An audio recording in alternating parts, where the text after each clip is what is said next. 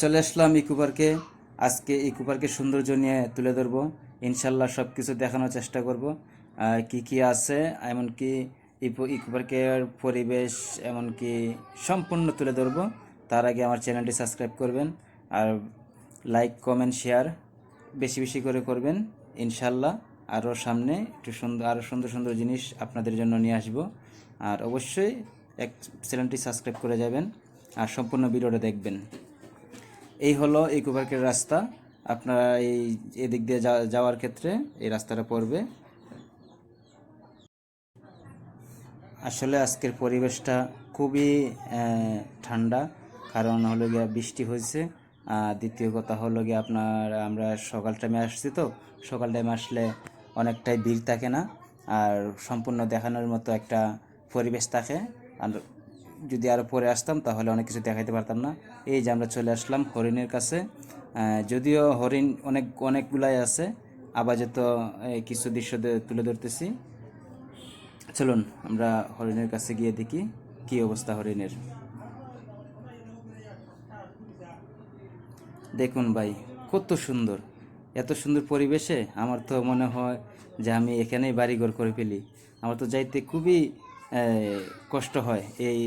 এত সুন্দর দৃশ্যটা থুয়ে যাওয়ার মতো পরিস্থিতি না ভাই। খুবই সুন্দর, খুবই অসাধারণ।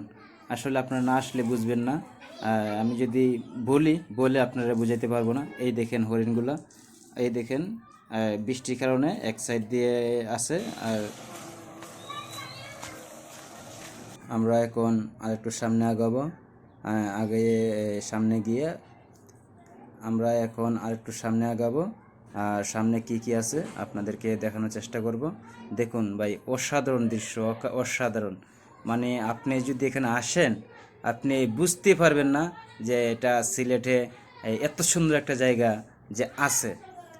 আপনার কল্পনাও করতে পারবেন না ভাই। দেখুন, আপনি দেখে। আর আরেকটা কথা বলি, আপনারা আরেকটা কথা বলি, আপনারা যখনই আসবেন অবশ্যই সকাল 10টার থেকে আসরের আগ পর্যন্ত থাকবেন, আসরের আজানের আগ পর্যন্ত থাকবেন। তারপরে আপনারা চলে আসার চেষ্টা করবেন এই ইকো পার্ক থেকে। কারণ খুবই পাহাড়ি এলাকা, তো খুব নির্জন জায়গা। এখানে কোনো সমস্যা হয় না, কোনো এই ডরানোর কোনো কিছু নাই। তবে তারপরও পাহাড়ি এলাকা, তো আসরের পরে সন্ধ্যার সময় পুরো অন্ধকার হয়ে যায়। একটা অচেনা মানুষ আসা যাওয়া করতে অনেকটা কষ্ট হয়ে যায়, যা আপনি একটা বিপদে পড়ার সম্ভাবনা থাকতে পারে। ঠিক আছে, কারণ না চিনলে আপনি যা হয় আর কি বুঝতেই তো পারতেছেন। এই যে আমরা চলে আসলাম, এখানে অনেক ধরনের পাখি আছে, যা অনেক ধরনের ভাই। কারণ কিছু বৃষ্টি পড়তেছে, তো বৃষ্টির কারণে আমি সব কিছু দেখাইতে পারতেছি না। এই জন্য আমি বৃষ্টির কারণে পাখিগুলো এক সাইডে বসে আছে, হয়তো দেখা যেতেছে না, কিন্তু ভাই পাখিগুলো আছে, অনেক অনেক সুন্দর সুন্দর পাখি আছে। এগুলো মানে এক সাইডে হয়তো অবস্থান নিতেছে। হ্যাঁ, এই যে দেখছেন বৃষ্টির জন্য কোথায় উঠছে।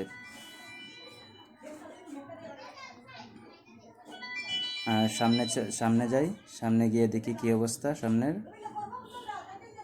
এই দেখুন ভাই, কত সুন্দর জায়গা।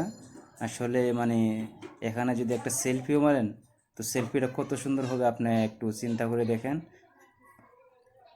বিশেষ করে যারা ইউটিউবার, টিকটকার, ওনাদের জন্য মানে ওনাদের জন্য তো জায়গাটা মানে কি বলবো তাদেরকে, তারা দেখলে হয়তো বুঝতে পারবে যে না আসলে জায়গাটা কেমন। কারণ মুখের ভাষায় হয়তো আমি বুঝাইতে পারবো না। অসাধারণ, মানে এত একটা সুন্দর জায়গা ভাই, আসলেই মুগ্ধ হয়ে যাবেন। এই যে এখানে বসার মতো প্লেস আছে, বসতে পারবেন। এমনকি আরও সামনের দিক দিয়ে গেলে সব জায়গায় মোটামুটি বসার জায়গা আছে। বসে আড্ডা দিতে পারবেন, গল্প করতে পারবেন। এমনকি এই যে সামনে ময়ূর পাখি আছে, আপনাদেরকে ময়ূর পাখি দেখানোর চেষ্টা করব। চলুন আরেকটু আগে যাই সামনে। আর অবশ্যই এখানে আসতে হলে ভাই টিকিট লাগে, টিকিট সংগ্রহ করবেন। আর পার্কের আইন কানুন মেনে চলার চেষ্টা করবেন। এই যে আমরা চলে আসলাম ময়ূর পাখির কাছে। এই যে দেখুন ময়ূর,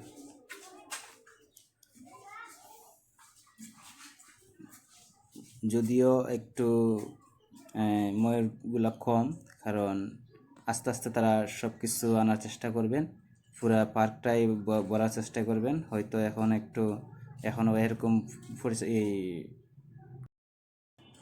আমার ভিডিওটি সম্পূর্ণ দেখার জন্য অসংখ্য ধন্যবাদ। আর আশা করি আমার চ্যানেলটা সাবস্ক্রাইব করে রাখবেন। আমি সামনে আরও অনেক কিছু নিয়ে আসব ইনশাল্লাহ। সবাই পাশে থাকবেন।